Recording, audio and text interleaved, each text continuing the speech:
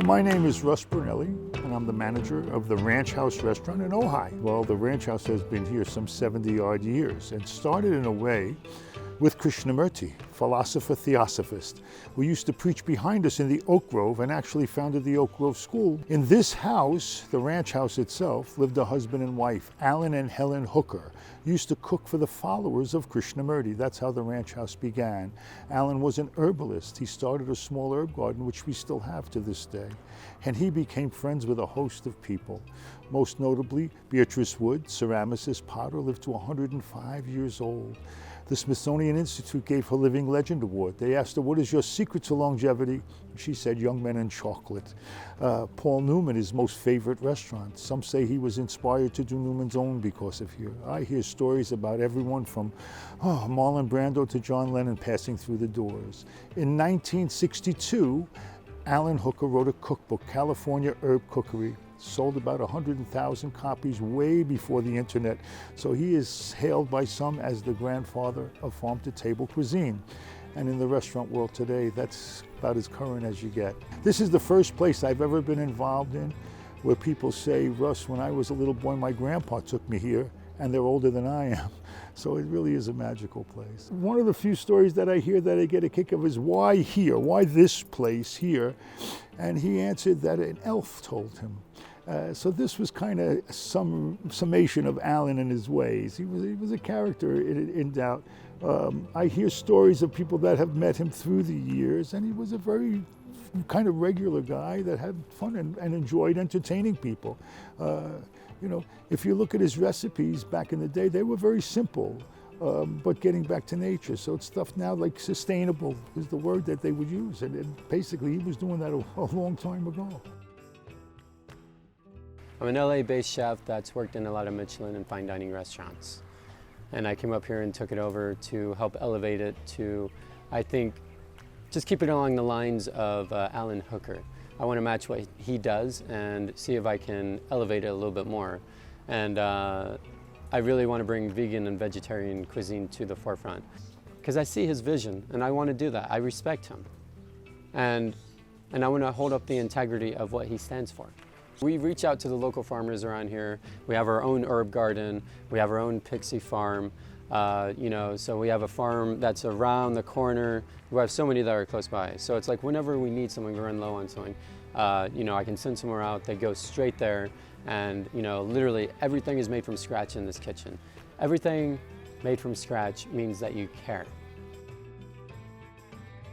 When Alan Hooker basically, started this restaurant and, it's been living on, and we try to carry on his legacy. So we have a fully prepared bakery in the back. The bakery has been here as long as the ranch house. Years ago, people would knock on the door and buy Dayton nut and honey oat bread. Through the years, we've worked with it and now bringing it back as much as we can. People that can order date breads. They can order herb salts. They can order.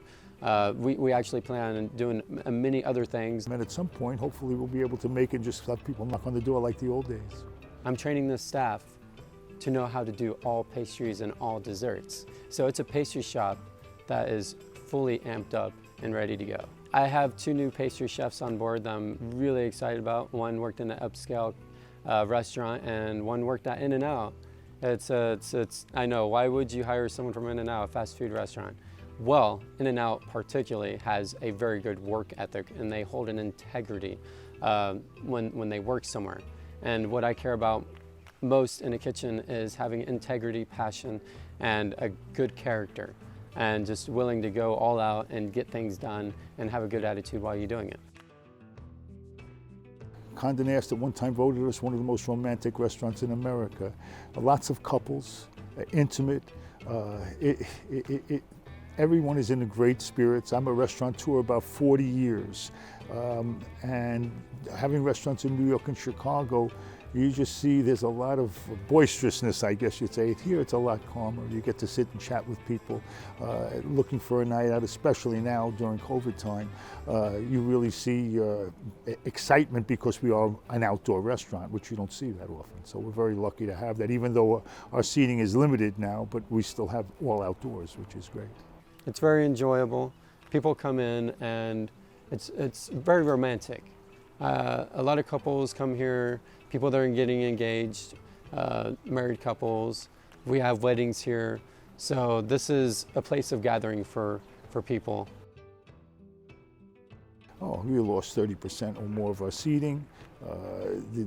Certainly the numbers are not what they used to be, although luckily enough in some ways, because we are an outdoor restaurant, it's a place to go. I get a lot of people now coming, it's their first time out since quarantine, and if they're going to come somewhere, they come here, which is quite nice.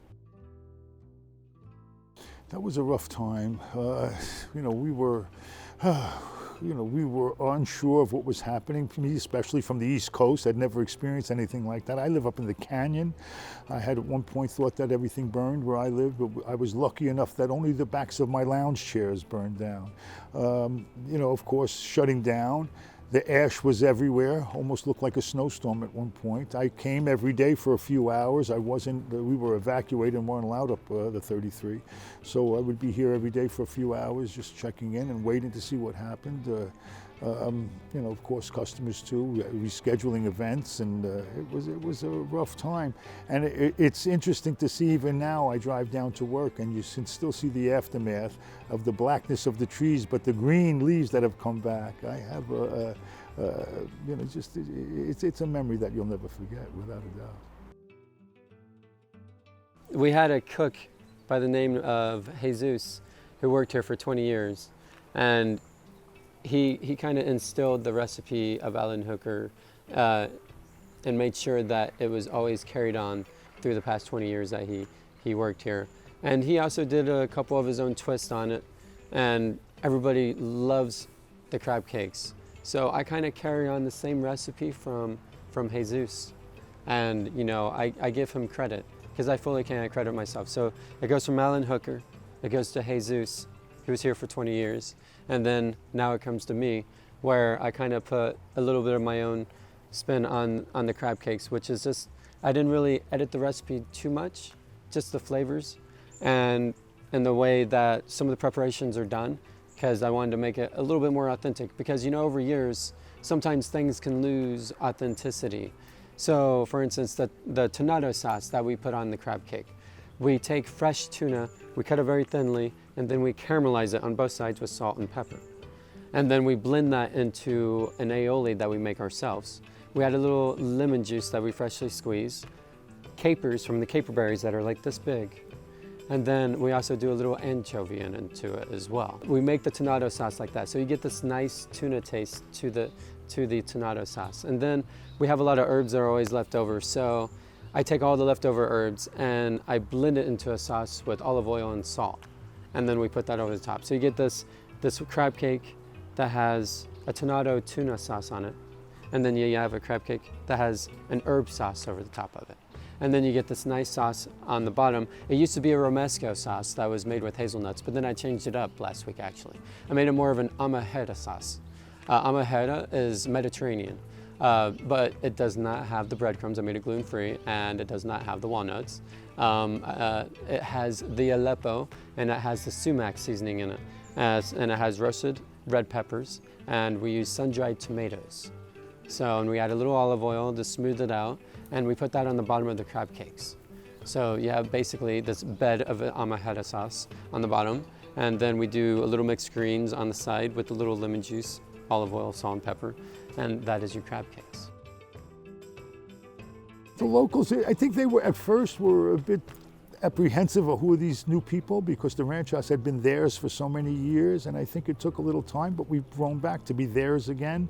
That we are staying in focus with what Alan's feelings were towards the restaurant itself. We try to keep in vein with pretty much everything he does, even when we work with the chef and look at the dishes. It's how does this relate to the ranch house itself and what works with us here. So we try to keep that philosophy in mind at all times. I think the best experience is being able to chat with the customers, and there's so many different styles, and to sit and talk to people and just see their excitement for being here and how happy they are with the experience of the ranch house, and that means a lot to me. You have to have a passion to be this long in the business, and I believe that if you don't, you're not going to last. But and You can't compare this place to any place. I'm in 40 years in the business and nothing has a provenance like this.